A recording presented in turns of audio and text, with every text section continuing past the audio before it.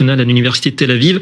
Alors le Hezbollah et les autorités libanaises qui sont en train quelque part de donner à Israël toutes les raisons de passer à l'action. Est-ce que vous pensez qu'on est à l'aube d'une offensive majeure de Tsahal au sud-Liban? Non, je pense que Israël fait usage de son droit légitime, reconnu d'ailleurs par les accords de cessez-le-feu, d'agir contre le réarmement du Hezbollah. Israël a donné une chance au gouvernement libanais. Alors, il y a eu des déclarations, effectivement, du président libanais en disant qu'il en appelait au désarmement du Hezbollah. Mais le Hezbollah ne va pas être désarmé grâce à des appels du président libanais. Et aujourd'hui, il faut bien constater qu'après autant de mois de cessez-le-feu, le gouvernement libanais n'a ni la véritable volonté ni la capacité de désarmer le Hezbollah. Or, Israël ne va pas laisser, et à juste titre, le Hezbollah se reconstituer.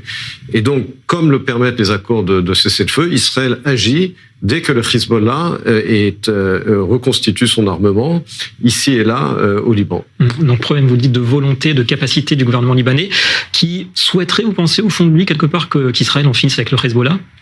Je pense que le gouvernement libanais, même s'il a des composantes chiites, sait très bien mieux que tout le monde qu'il est l'otage du Hezbollah.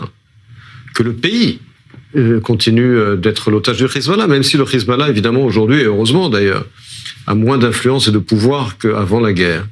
Mais il reste une force politique qui malheureusement est une des sources principales de l'instabilité de ce pays. Et donc il est clair que, bien entendu, que en particulier les chrétiens du Liban souhaiteraient que leur pays soit libéré de cette milice chiite.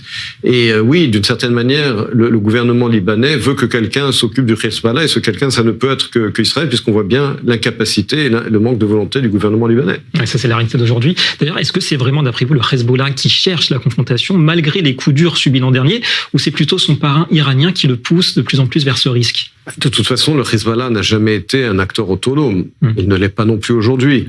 Il a toujours agi sur les ordres de l'Iran. Maintenant, il est clair aussi que le régime de la République islamique essaye d'abord de survivre politiquement, mais également de tester aussi bien Israël que les États-Unis. C'est-à-dire qu'après les coups très durs qui ont été portés à la République islamique au mois de juin et au démantèlement, en tout cas partiel, de l'axe d'agression iranien au Proche-Orient, les Iraniens vont maintenant tester les limites d'Israël et des États-Unis. Et donc c'est là qu'il faut qu'Israël ait un message très clair vis-à-vis des Iraniens, en disant, eh bien, nous n'allons pas vous laisser reconstituer votre arsenal et cet axe d'agression que les Iraniens ont le culot d'appeler l'axe de résistance, n'est-ce pas?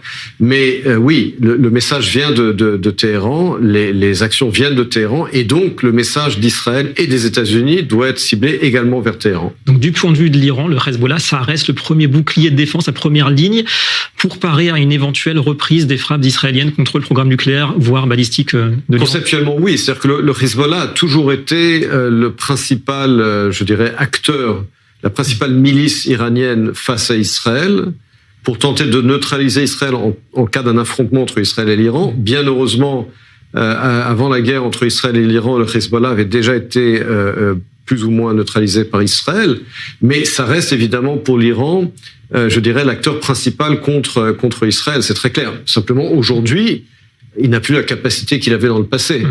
Ça reste pour l'Iran effectivement je dirais le point de lance le fer de lance de son action contre Israël, mais aujourd'hui le Hezbollah n'est évidemment plus ce qu'il était, et c'est pour cela qu'il faut s'assurer à ce qu'il ne reconstitue pas ses forces et que l'Iran ne reconstitue pas ses forces. Un dernier point sur les États-Unis, parce qu'on voit que Trump ou pas, la diplomatie reste inefficace.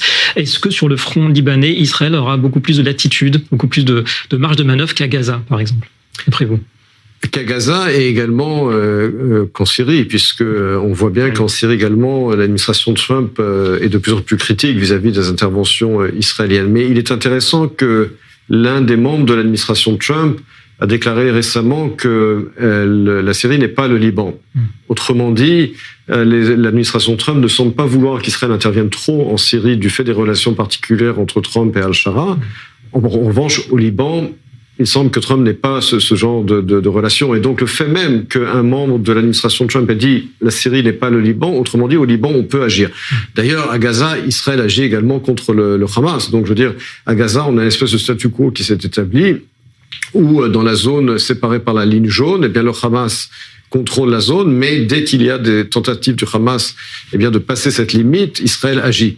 Et donc il y a un statu quo à Gaza avec une certaine liberté d'action. En Syrie, c'est plus compliqué, mais au Liban, effectivement, là aussi, les États-Unis comprennent et soutiennent que Israël puisse agir contre toute tentative du Hezbollah de reconstituer son arsenal. Voilà, donc bien distinguer les frontières libanaises et syriennes pour Israël. Merci beaucoup, Merci. Emmanuel Navon, pour cet éclairage.